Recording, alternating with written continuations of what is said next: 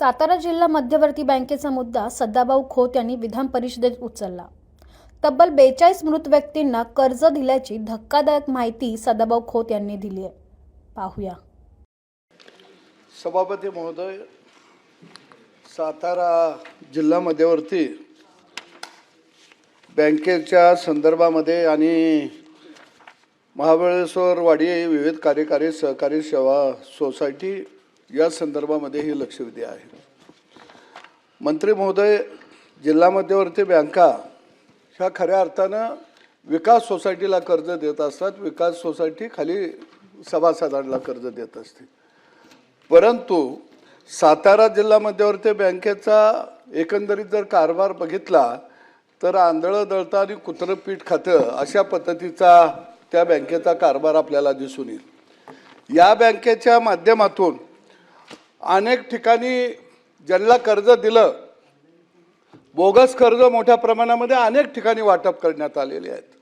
अनेक ठिकाणी सोसायटीच्या चेअरमननी कर्ज वेगवेगळ्या लोकांच्या नावावरती घ्यायचं आणि परत ते कर्जमाफीमध्ये बसवायचं, व्याज सवलतीमध्ये बसवायचं, म्हणजे सरकारचा फायदा घ्यायचा, परंतु मूळ कर्जदाराची फसवणूक करून काही ठराविक लोक विकास सोसायटीचे चेअरमन असतील किंवा काही लोक अशी त्या लोकांच्या नावचं कर्ज उचलून त्याचा वापर करत आहेत। आणि त्याचा एक नमुना माझ्याकडे या ठिकाणी आहे। महाबळेश्वर वाडी विविध कार्यकारी सहकारी संस्था सेवा सोसायटी या सोसायटीमध्ये 2016 पासून मोठ्या प्रमाणामध्ये बोगस कर्ज वाटप करायचं आणि ते कर्ज स्वतः वापरायचं असे प्रकार घडत आलेले आहेत। या संदर्भामध्ये सभापती महोदय, शेतकऱ्यांनी ज्यांच्या नावावर कर्ज घेतलं त्यांनी तक्रारी केल्या, परंतु त्यांच्या तक्रारीकडे दुर्लक्ष केलं गेलं। एक सभापती महोदय, मी आपल्या एक बाब अत्यंत गंभीर अशी आपल्या निदर्शनाला आणतो। कैलासवासी पांडुरंग केसू कोटावळे हे मैत झालेले आहेत 7/2/2019 त्यांची वारस नोंद झाल्या 19/4/2020 आणि त्यांना कर्ज दिलंय 23/4/2021 म्हणजे एकदा पांडुरंग केसू कोटावळे मैत झाले, नंतर ते 2021 स्वर्गातून खाली आले। मैत झाल्यानंतर परत त्यांनी कर्ज घेतलं आणि मग ते स्वर्गात परत गेले। म्हणजे किती चांगला कारभार सहकारामध्ये चाललेला आहे हे यातून आपल्याला स्पष्ट होईल। असं एक प्रकरण नाही, असे अनेक प्रकरण नाही। ज्ञानू केशव निंबाळकर हे सुद्धा या ठिकाणी मैत झाले 2019 आणि त्यांनाही कर्ज दिलं 2023। म्हणजे अशी अनेक नाव आहेत, 40-42 नाव आहेत की ते मृत्यू झाले, स्वर्गात गेले, कर्ज घ्यायला खाली आले, परत स्वर्गात गेले, परत कर्ज घ्यायला खाली आले। परब साहेब 3 वेळा स्वर्गातनं जाऊन खाली आले। मला वाटतं परब साहेब आपण जाऊन त्यांना वाट विचारूया खाली याची वाट कुठली आहे। आणि एवढा मोठा भ्रष्टाचार झाला, पण हे कर्ज परब साहेब घ्यायचं, परत कर्जमाफीत बसवायचं, परत ते माफ करून घ्यायचं, व्याज सवलत घ्यायची। म्हणजे आज एका बाजूला शेतकऱ्याला पीक कर्ज मिळत नाही म्हणून शेतकरी आत्महत्या करतोय आणि दुसऱ्या बाजूला सफेद कपडे घालून काही लोक गावातल्या सोसायटी ताब्यात ठेवून इथं या पद्धतीचे घोटाळे करत आहेत। दुसऱ्या बाजूला शेतकऱ्याच्या नावावर कर्ज काढायचं त्या शेतकऱ्याला माहित नाही आणि मग सगळी व्याज सवलत मिळवायची। सभापती महोदय, मंत्री महोदय, ज्यावेळी शेतकऱ्यांनी तक्रारी केल्यानंतर परब साहेब ती कर्ज काही भरून घेतली आणि मग त्यांना मोकळं सोडलं। म्हणजे दरोडा घातल्यावर दरोडेखोर कबूल झाला की त्याच्यावर गुन्हा दाखल करायचा नाही। आणि म्हणून मंत्री महोदयांना या ठिकाणी मला एक विनंती करायची आहे, या महाराष्ट्रातली सहकार चळवळ जर आपल्याला टिकवायची असेल, निकोप चालवायची असेल, तर या सहकार चळवळीमध्ये अशा काही घटना घडत आहेत या खऱ्या अर्थानं सहकार चळवळीला कुठंतरी आपण काळीमा फासतो का काय अशी परिस्थिती तयार झालेली आहे. आणि म्हणून या प्रकरणामध्ये कोण आहेत?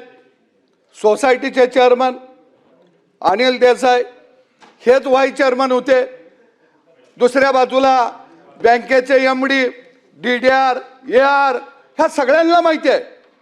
या सगळ्यांनी चौकशा केल्या. चौकशीमध्ये काय सांगितलं गेलं? त्यांनी पैसे काही लोकांनी भरले. अरे पैसे भरले म्हणजे गुन्हा माफ झाला का? गुन्हेगारानं चोरी केली आणि पैसे पकडल्यावर भरलं तर गुन्हा माफ करणार आहे का आपण? आणि म्हणून बँकेचा MD हा यातला मुख्य सूत्रधार आहे. त्याने खऱ्या अर्थानं त्यावेळी कारवाई करायला पाहिजे होती. आणि म्हणून MD वरती FIR दाखल झाला पाहिजे. दुसऱ्या बाजूला त्यावेळेचे DDR कोण असतील मंत्री महोदय, AR कोण असतील ते निलंबित झाले पाहिजेत. त्यांच्यावरती FIR दाखल झाली पाहिजे. कारण त्यांनी शासनाला फसवलेलं आहे. शासनाच्या योजनाचा लाभ घेतलेला आहे आणि खरे लाभधारक तिथं वंचित ठेवलेले आहेत. आणि म्हणून सोसायटीच्या चेअरमन पासून या सगळ्यांच्या वरती आपण गुन्हे दाखल करणार का? आणि जे जे दोषी अधिकारी आहेत त्यांचं निलंबन करणार का? त्यांच्यावर गुन्हे दाखल करणार का? कारण एका बाजूला उत्तरामध्ये तुम्ही कबूल केलंय की होय हे घडलेलं आहे, पण आम्ही ते पैसे वसूल केलेले आहेत. काही लोकांच्याकडनं येणं आहे.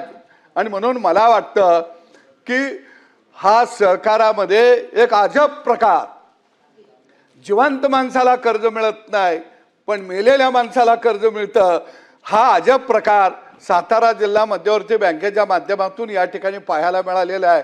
आणि सरकारनं याची सखोल चौकशी तर करावी, परंतु पहिल्यांदा यांच्यावरती आपण गुन्हे दाखल करणार का आणि हे अधिकारी निलंबित करणार का, या संदर्भामध्ये आपण काय कारवाई करणार आणि ती करावी अशी मी आग्रहाची भूमिका या ठिकाणी मांडत आहे. धन्यवाद. सभापती महोदय, सन्मान्य सदस्य सदाभाऊ खोत यांनी अतिशय गंभीर घटना सातारा जिल्ह्यातल्या मान तालुक्यातल्या महाबळेश्वर वाडी येथील विविध कार्यकारी सहकारी सोसायटीमध्ये जे काही प्रकार घडले हे अतिशय काळीमा फासणारे प्रकार या ठिकाणी उघडकीस केलेले आहे. मी जेव्हा स्वतः याचं ब्रीफिंग घेतलं तेव्हा काही कागदपत्र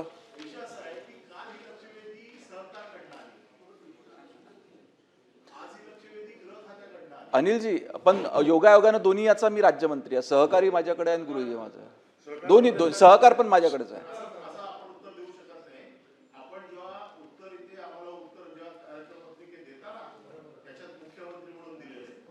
नाही, पण राज्यमंत्री मी आहे ना त्यांच्याकडचा. काल सहकारकडे दाखवली होती पण आज मुख्यमंत्री ट्रान्सफर झाली ती आहे गृह खात्याचा विषय साहेब. त्याच्यामध्ये गृह खात्याचा मी सांगतो ना आपल्याला, गृह खात्याचा विषय आहे. मी उत्तरामध्ये देतो ना. आपण म्हणताय ते बरोबर आहे. काल सहकारकडे दाखवली होती परंतु सहकारकडे याचा विषय येत नाही. क्रिमिनल आणि गुन्हे असल्यामुळे ते ट्रान्सफर झाली ते उत्तर. यस यस नाही ते काही संबंध नाही. त्याच दोन मंत्री उत्तर देऊ शकत नाही एका लक्षवेधीला.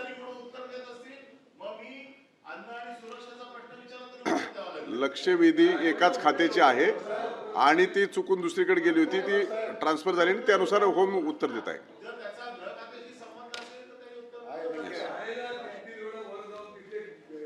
राजहंस, खाली बसून बोलू नका. बसून बोलू नका. ते कालचं आहे बच्चू भाऊ, ते कालचं आहे. मी सांग, मला असं वाटते झालेली घटना जास्त, माझी विनंती आहे परब साहेब, ही घटना प्रचंड गंभीर आहे. आपण थोडं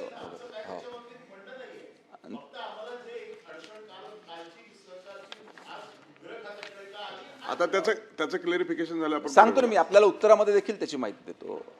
जी ही सातारा जिल्ह्यातली मान तालुक्यातली महाबळेश्वर वाडी म्हणून जी विविध कार्यकारी जी संस्था आहे, या ठिकाणी सदाभाऊ खोत यांनी सांगितल्याप्रमाणे खरोखर आशिषजी जे मयत व्यक्ती आहे त्यांच्या नावानं आपण कर्जमाफीचे जे कर्ज मंजूर करतो ते कर्ज मंजूर करण्यात आले, खोटे कागदपत्र जोडण्यात आले.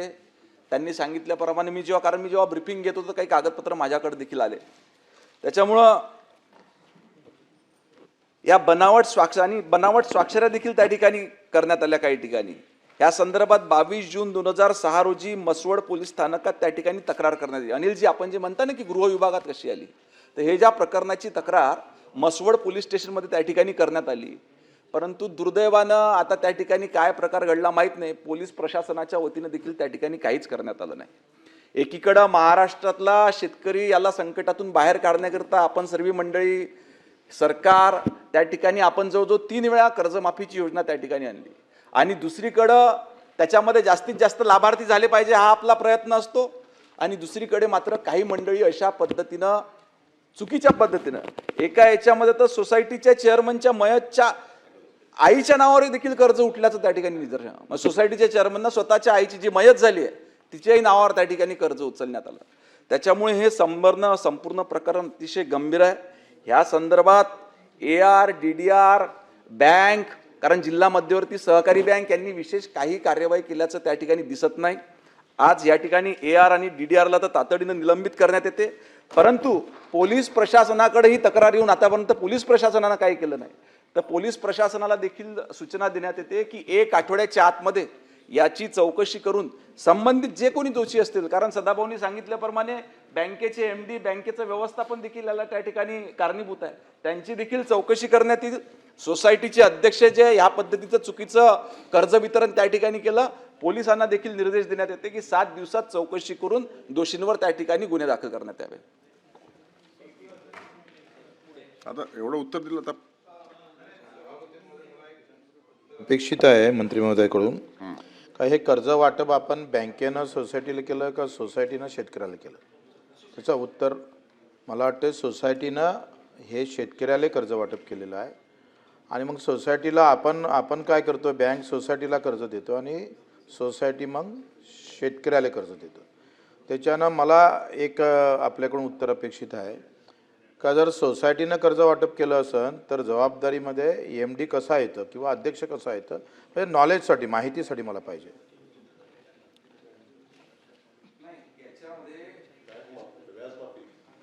आपण जेव्हा बँकेकडून सोसायटीला देण्यात येते त्याच्यानंतर सोसायटीला सर्व हिशोब बँकेला द्यावा लागते. बँक त्या ठिकाणी आपण दिलेलं कर्जाचं वितरण कुठं झालं, काय कुठं नाही, कोणत्या लाभार्थ्यांपर्यंत गेलं याची माहिती घेते. ही सर्व माहिती घेतल्यानंतर MDनं देखील त्या ठिकाणी कुठलीही कार्यवाही केलेली नाही, पण त्याच्यामध्ये त्यांचा देखील गुन्हा याच्यामध्ये सिद्ध होतो. शेतकऱ्याने बच्चूभाऊ कर्जदाराने सहाय्यक निबंधकाकडे तक्रार केलेली होती, बँकेकडे तक्रार केलेली होती, त्याची दखलच त्यांनी घेतली नाही.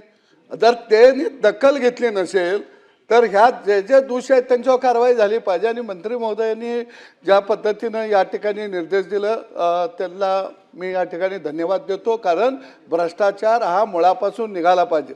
आणि बच्चूभाऊ हा शेतकऱ्यांचा प्रश्न आहे. शेवटी शेतकऱ्याला एका बाजूला कर्ज मिळत नाही, मेलेल्या माणसांना कर्ज मिळतं, तक्रार केल्यावर दखल घेतली जात नाही. तुम्ही तर शेतकरी नेते आहे आणि म्हणून मला वाटतं तुम्ही शेतकऱ्याच्या बाजूने उभा राहा, तरच खऱ्या अर्थानं शेतकऱ्याला कुठंतरी न्याय मिळेल. नुसत्या यात्रा पदयात्रा काढून मग शेतकरी म्हणणार इकडं काय आमच्या बाजूने बोलतच नाही. कशावर आले? कर्ज वाटप पण यात्रा सदाभाऊ तुमच्याकडून अपेक्षा नाही आहे.